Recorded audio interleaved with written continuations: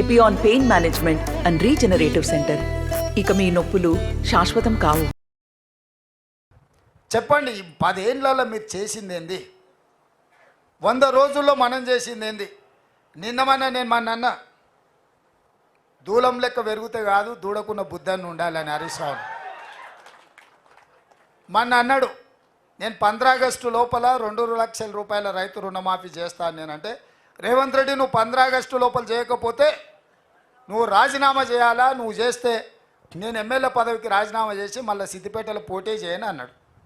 నేను ఆ సవాల్ను స్వీకరించి, మంచిది హరీష్ రావు గారు, నీ సిట్టి జేబులో పెట్టుకో రాజీనామాది, 15 ఆగస్టు తర్వాత సిద్దిపేటకు నీ శని వదులుతుంది, చింతమాడికలో పోయి చింతశెట్టు కింద వండుకో అని చెప్పిన. ఇవాళ ఏమంటుండే, అమరవీరుల స్తూపం దగ్గరకు పోయి దాన్ని కూడా ఆయనకి ఎప్పుడు మోసం చేయాలనిపిస్తే ఆ మోసానికి ముసుగు అమరవీరుల స్తూపం, దాన్ని వెనకాల దాచుకొని అబద్ధాలు చెప్తాడు. ఇన్ని రోజులు ఎప్పుడైనా అమరవీరుల స్తూపం కాడిపోయిందా? ఇవాళ పోయి చెప్తున్నాడు ఈ రైతు రుణమాఫీ కాదు, ఇంకేంటివో కండిషన్లు చెప్పి ఇవన్నీ చేసి ఇంత పెద్ద లేఖ రాసుకొచ్చాడు. రాజీనామా లేఖ అట్లా ఉండదు. నాకు ఎవరో చూపించారు, మొత్తం సీసపత్యం రాసిండు అందులో, వాళ్ళ మామ చెప్పిందంతా.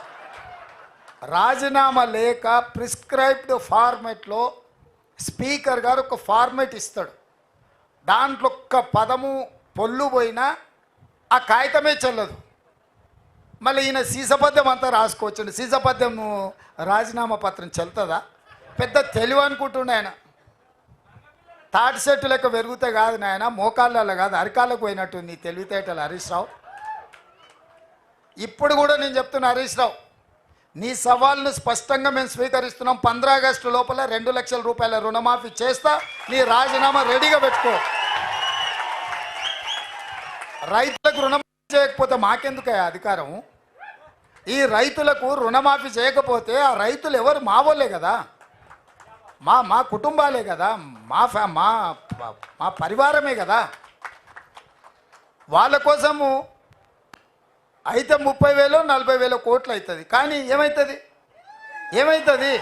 నువ్వు కాళేశ్వరం దోసుకున్న 1,00,000 కోట్ల కంటే ఎక్కువనా? హైదరాబాద్ చుట్టూతో నువ్వు ఆక్రమించుకున్న వేలాది ఎకరాల కంటే ఎక్కువనా? ఇక సరే, అంత దూరం ఎందుకులే. కానీ మీ దోపిడీ, మీలాగా దోపిడీ చేయకుండా ఒక్క సంవత్సరం నేను కడుపు కట్టుకుంటున్నానంటే ఆ 40,000 కోట్ల రూపాయలు బ్యాంకులకు ఎడవసేత్తో చెల్లిస్తాను నేను. అందుకే మీకు అందరికీ మీ ద్వారా తెలంగాణ ప్రజలకు తెలవాలి, 15 ఆగస్టు లోపల 2 లక్షల రైతుల రుణమాఫీ చేసే బాధ్యత మన ప్రభుత్వాన్ని. స్పష్టంగా ప్రజలకు చెప్పండి. రెండవది, బీజేపీ గెలిస్తే ఎస్సీ ఎస్టీ ఓబీసీ మైనారిటీ రిజర్వేషన్లు రద్దు అవుతాయి. రిజర్వేషన్లు ఉండాలి అంటే కాంగ్రెస్ గెలవాలి, రిజర్వేషన్లు రద్దు కావాలి అంటే బీజేపీకి ఓటు వేయాలనేది. ఈ 2 విషయాలను ప్రజలకు వివరిస్తే మీరు చెప్పిన 14 కాదు 15 సీట్లు కూడా తెలంగాణలో గెలుస్తాయని నాకు సంపూర్ణమైన విశ్వాసం ఉంది.